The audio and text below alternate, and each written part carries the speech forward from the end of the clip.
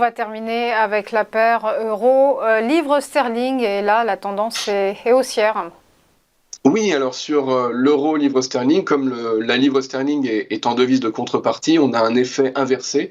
Et donc là, pour le coup, la paire augmente. Enfin, les dernières séances sont plutôt haussières, puisque on est toujours, comme on le disait, sur une dépréciation de la livre sterling. Et l'euro en bénéficie, c'est rare, puisque l'euro est plutôt massacré ces derniers temps. Mais contre la livre sterling, l'euro a plutôt le vent en poupe et on voit un beau canal haussier.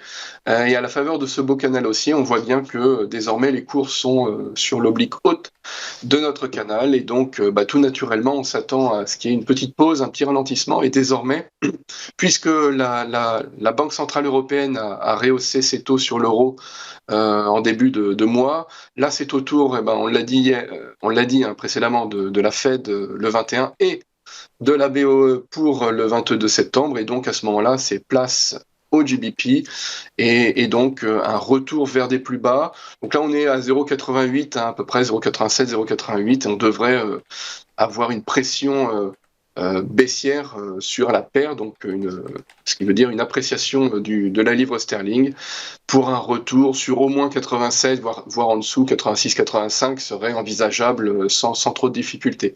On voit bien que sur les indicateurs techniques, sur cette paire, contrairement aux autres, on est complètement désynchronisé, hein, sur le stochastique notamment. On a, vous voyez, sur l'indicateur, en fait, le troisième indicateur, le stochastique est complètement plat et ne bat plus la mesure. Donc on est sur une paire très technique sur la plupart des paires en sterling, avec malheureusement sur cette paire-là particulièrement une fin en fait de hausse à la faveur d'une désynchronisation du mouvement de marché.